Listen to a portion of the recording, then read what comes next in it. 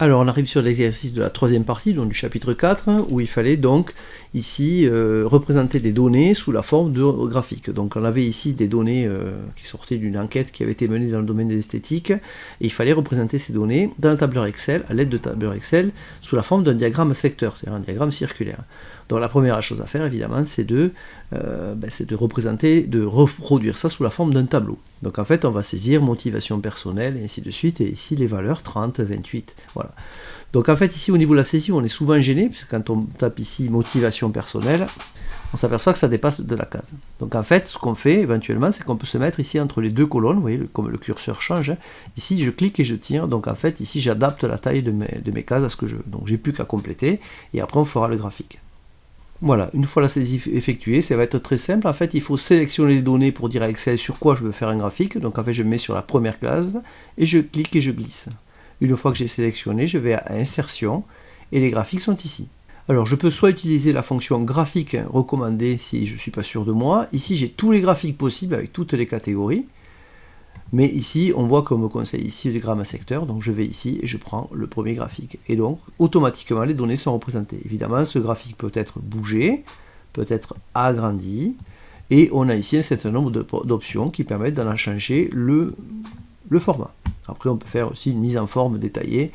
On a ici plein d'options ici pour bouger, pour donner une forme différente. On peut aussi ici donner un titre et changer la position de la légende. Voilà pour comment faire un diagramme à secteur à partir de données brutes. Voilà l'exercice 2 de cette série, donc toujours sur Excel.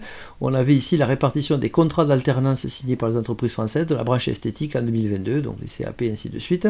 Et donc on demandait de faire un diagramme en colonne et un diagramme à secteur, laissant apparaître les pourcentages. Donc de la même manière, il fallait rentrer les données de ce tableau dans un autre tableau.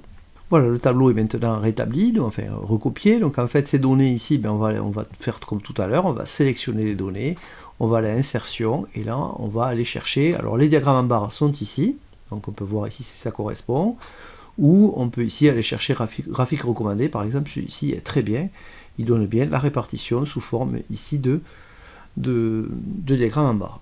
Donc en fait, c'est tout simplement ça. Si je veux un graphique circulaire, donc je peux supprimer ici le premier graphique. Je peux aussi, si j'ai la place, évidemment, laisser les deux, il n'y a pas de souci. Alors pour sélectionner tout, il faut se mettre, ce que j'ai oublié de faire, il faut se mettre ici sur le cadre, faire couper, voilà. Donc ici, si je veux le diagramme circulaire, je fais comme ceci, je fais Insertion, je vais chercher mon diagramme circulaire, et j'ai mon diagramme circulaire ici qui apparaît. Et on me demandait en dernière question, ici, quel était le pourcentage de contrats d'alternance en Bac Pro. Donc en Bac Pro, il faut retrouver ici la couleur. Là, j'ai pas de légende, donc je vais faire apparaître une légende. Ici, Bac Pro, c'est là. Et donc si je veux les pourcentages, il faut que je cherche ici une option où il y a les pourcentages visibles. Donc là, ils sont visibles. Donc Bac Pro, c'est ça, c'est ici, on ne le voit pas très bien, mais c'est 2%. Je le décale un petit peu. Voilà. Ah, ça ne veut pas se décaler, donc on va agrandir un petit peu. Donc Bac Pro, ici, c'est 2%. Donc le pourcentage, c'est 2%. Voilà, c'est la fin de cet exercice, et donc de cette série.